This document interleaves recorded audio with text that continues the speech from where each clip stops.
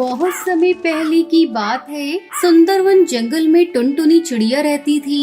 वो हमेशा दूसरी चिड़िया की मदद करती रहती थी। एक दिन की बात है, टुनटुनी चिड़िया दाना चुगने के चक्कर में जंगल में उड़ते उड़ते दूर चली गई थी और फिर रास्ता भटक गई थी और शाम होने को आई थी। चारों तरफ आकाश में बादल छाए हुए थे।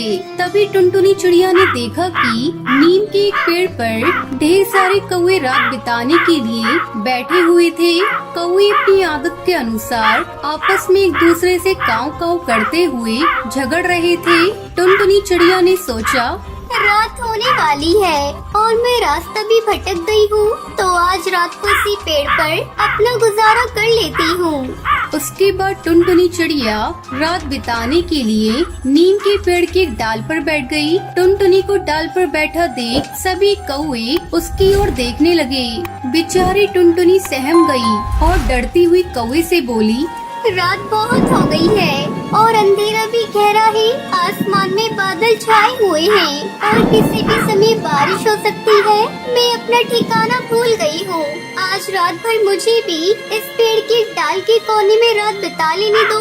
कौवे भला ये बात कहाँ मानने वाले थे। उन्होंने कहा, ये नहीं हो सकता, ये पेड़ हमारा है, तुम इस पेड़ पर नहीं रह सकती, भागो यहाँ से। बेचारी टुनटुनी दुखी व निराश मन से वहाँ से उठ गई और रात गुजारने के लिए दूसरा पेड़ ढूंढने लगी। बहुत अंधेरा था, परंतु बहुत ढूंढने पर थोड़ी दूर तक उड़ते उड़ते उसे एक आम का पेड़ दिखाई दिया, जिसे देखकर उसके मन में एक आशा की किरण जागी और उसने राहत की सांस ली और सोचने लगी, शायद इस पेड़ पर रहने का कुछ इंतजाम हो जाए। उसके बाद वो आम के पेड़ के पास गई तो उसने देखा उस पेड़ पर चिड़ियाओं का बसेरा था। टुनटुनी के मन में आस जागी, परंतु टुनटुनी को डाल पर देखकर सभी चिड़ियाओं में हलचल बढ़ी और सभी उसे देखने लगे। तभी उसने चिड़ियाओं से कहा, मैं अपने ठिकाने का रास्ता भूल गई हूँ और रात काफी हो गई है और बारिश भी कभी भी हो सकती है। अब मैं आप लोगों से विनती करती हूँ कि मुझे आज रात बिताने के लिए पेड़ के किसी डाल पर रुकने दो। सभी चिड़ियाओं ने कुछ देर आपस में विचार विमर्श करने के बाद उसमें से एक तोती ने कहा, तुम एक रात के लिए इस पेड़ की डाल पर रुक सकती हो, लेकिन एक शर्त है, कोई भी चिड़िया तुम्हें अपने घोंसले में नहीं रखेगी और ना ही हमारी तरफ से तुम्हें कोई मदद मिलेगी। अगर तुम रहना चाहती हो तो रह सकती हो। इतना सुनते ही टुनटुनी चिड़िया घबरा गई और कहने लगी, ऐसे खराब मौसम में कैसे रात बिताऊंगी? बारिश भी बहुत तेज होने वाली है, तूफानी हवा चल रही है, बादल गरज रहे हैं। वो सब हमें नहीं पता, अगर तुम्हें इस पेड़ पे रहना है तो रहो, वरना तुम जा सकती हो। तूफानी हवा चल रही थी, बादल गरज रहे थे, जल्द ही बारिश होने की संभावना थी। चिड़ियाओं ने पहले ही मदद करने के लिए इनकार कर दिया था, तो टुनटुनी बहुत घबरा गई और सोचने लगी, अब मैं क्या करूं? कैसे करूं? क्योंकि मौजूदा परिस्थिति में मैं शायद सुबह तक जीवित ही न रह पाऊं। टुनटुनी के पास दो ही रास्ते थे। पहला वो सुबह तक किसी डाल पर मरने का इंतजार करे या दूसरा वो इस विकट परिस्थिति में घोंसला बनाने की कोशिश करे। टुनटुनी ने दूसरा रास्ता चुनते हुए अपने डर पर काबू किया, कोशिश करने का ठाना और एक नए जोश के साथ खुद पर विश्वास करते हुए उसने पेड़ के आसपास की जगह देखी तो पेड़ खेत के आसपास ही था। वो तुरंत तिनके की खोज में निकल गई। उसने तिनकों को पेड़ की डाल पर इकट्ठा करना शुरू किया। तिनके इकट्ठे करके उन्हें चोंच से बहुत ही बारीकी से सजाने लगी। ये सब देख पक्षियों ने टुनटुनी का मजाक उड़ाना शुरू कर दिया। अरे ये देखो इस बेवकूफ चिड़िया को, इतनी तूफानी मौसम में भी मूर्खों की तरह बेकार मेहनत कर रही है। हाँ भाई हाँ, ये तो है ही बेवकूफ, नहीं तो इतनी तूफानी मौसम में मूर्खों की भांति कौन मेहनत करता है। वहीं दूसरी तरफ टुनटुनी अपना घोंसला बनाने में लगी हुई थी। मुश्किल से घोंसला आधा बना ही था कि तेज हवा के झोंके ने घोंसले को बिखेर दिया। टुनटुनी डाल से गिरते गिरते बची। अरे ओ छोटी चिड़िया, क्यों इतना फालतू में मेहनत कर रही हो? चुपचाप पेड़ की डाल पर बैठ क्यों नहीं जाती हो? आसमान में जोरों से बिजली कड़क रही थी, तूफानी हवा तेज हो रही थी, हल्की हल्की बारिश शुरू हो गई, मौसम में ठंड बढ़ गई थी। सभी पक्षी अपने घोंसले में चले गए, ये सोचते हुए कि टुनटुनी अब सुबह तक जीवित नहीं रह पाएगी। टुनटुनी भीग गई थी, पहले के निष्फल प्रयासों के कारण बहुत थक गई थी, परंतु उसने अभी तक हार नहीं मानी थी और वो सोचने लगी, नहीं, मैं हार नहीं मानूंगी। मैं फिर से घोंसला बनाऊंगी। उसने खुद पर भरोसा करते हुए फिर से घोंसला बनाना शुरू किया और एक एक करके सभी तिनकों को सजाया और तब जाकर बड़ी मुश्किलों के बाद उसका घोंसला तैयार था। घोंसला बनते ही टुनटुनी के चेहरे पर एक गजब सी मुस्कान आई। टुनटुनी के चेहरे पे एक अलग ही खुशी थी, क्योंकि उसकी मेहनत रंग लाई, उसके विश्वास की जीत हुई और राहत की सांस लेते हुए टुनटुनी अपनी मेहनत के आशियाने में रात भर आराम करती है। घोंसले में रहने के कारण अब वो पूरी तरह से स्वस्थ थी। सुबह टुनटुनी को जीवित देखकर सभी पक्षियों का आश्चर्य का ठिकाना ना रहा और सभी चिड़िया आपस में कहने लगी, इतनी भयानक आंधी, तूफान और बारिश में बच कैसे गई? हाँ बहन, तुम सही कह रही हो। मुझे तो भयंकर आश्चर्य हो रहा है। सारे पक्षियों, चलो उसके पास चलकर देखते हैं कि वो बच कैसे गई। उसके बाद सारे पक्षी टुनटुनी के पास जाते हैं तो देखते हैं कि टुनटुनी चिड़िया अपने घोंसले में आराम कर रही थी। वो बिल्कुल स्वस्थ थी। जो चिड़िया रात को उसका मजाक उड़ा रही थी, वो ही सब उसके सच्चे विश्वास, सच्ची मेहनत, बहादुरी के आगे अपने सर झुका देते हैं। हमें माफ कर देना बहन, आज तक हमने इतनी मेहनती चिड़िया नहीं देखी। काश हम लोग तुमको पहले पहचान पाते। हमें भी माफ कर दो बहन, हमें अपनी गलती का एहसास हो गया है कि हमें किसी का मजाक नहीं उड़ाना चाहिए। उसके बाद सभी चिड़िया ने टुनटुनी चिड़िया का सम्मान किया। इस पेड़ की डाल पर मुझे रात गुजारने देने के लिए आप सभी का दिल से धन्यवाद। अब मुझे अपने घर जाना होगा। उसके बाद टुनटुनी चिड़िया अपने ठिकाने की ओर उड़ गई। बहुत समय पहले सोन नगर के जंगल में टुनटुनी चिड़िया अपने माँ बाप के साथ रहा करती थी। टुनटुनी चिड़िया की पढ़ाई पूरी हो चुकी थी। एक दिन टुन्नू चिड़ा आकर टूनी चिड़िया से कहता है, अरे ओ टुनटुनी की माँ, कहाँ हो? जल्दी आओ, मुझे तुमको एक खुशखबरी देनी है। क्या बात है जी, आज आप बड़े खुश दिखाई दे रहे हैं।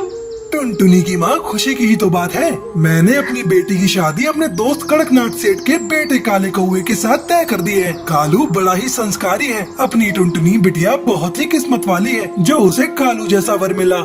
दोनों पति पत्नी खुशी खुशी अपनी बिटिया की शादी की तैयारी करने लगते हैं। उधर जब टुनटुनी चिड़िया अपनी शादी की बात सुनती है तो वो सपने सजाने लगती है। जब मैं दुल्हन बनकर अपने ससुराल जाऊंगी तो मैं अपने पति और सास ससुर की सेवा करूंगी। जल्द ही शादी का दिन भी आ जाता है। धूमधाम से कालू और टुनटुनी की शादी हो जाती है। दुल्हन बनकर टुनटुनी चिड़िया अपने ससुराल आ जाती है। शादी के अगले ही दिन कालू के पापा को हार्ट अटैक आ जाता है और उसकी मौत हो जाती है। ये देखकर सुंदरी कौवी रोने लगती है। वो इसका जिम्मेदार अपनी बहू को मानती है। कालू बेटा, ये अपशगुनी है, इसी के कारण तेरे पिता की मौत हुई है। तू अभी इसे इसके मायके छोड़ कर आ। मैं इसे एक पल इस घर में नहीं रखूंगी। माँ जी, आप ये क्या कह रही है? माँ जी, ये तो मेरा घर है, मुझे यहाँ से मत निकालिए। तू कहीं भी जा, मैं तुझे यहाँ एक पल नहीं रखूंगी। तेरा काला साया पड़ते ही मेरा पति मुझे छोड़कर चला गया। चल निकल, निकल जा मेरे घर से। माँ, ये कहाँ जाएगी? अब तो यही इसका घर है, इसे यहाँ से मत निकालो। तुझे बड़ा दर्द हो रहा है इसके लिए, तो तू भी चला जा इसी के साथ। मुझे किसी की कोई जरूरत नहीं। तेरे पापा तो मुझे छोड़कर चले ही गए। अब मैं अकेले ही अपना जीवन काट लूंगी। इस अपशगुनी को मेरी आंखों से दूर करो। तू खड़ा खड़ा मेरा मुंह क्या देख रहा है? जल्दी से इसे लेकर इसके मायके चली जा और इसे छोड़कर जल्दी से आ। तेरे पिता का अंतिम संस्कार भी करना है। ठीक है माँ, तुम जैसा कह रही हो मैं वैसा ही करता हूँ। कालू कौआ टुनटुनी को लेकर उसके घर छोड़ने जाता है। कालू जी, मैं अपशगुनी हूँ। आपकी माँ ने मुझे अपशगुनी मान लिया है।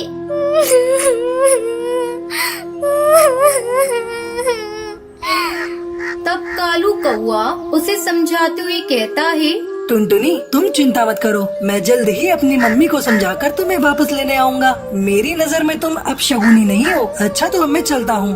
कालू कौवा वापस अपने घर चला जाता है। इसी तरह कुछ दिन गुजर जाते हैं। एक दिन सुंदरी कौवी की तबीयत बिगड़ जाती है। उसकी देखभाल करने वाला कोई नहीं था।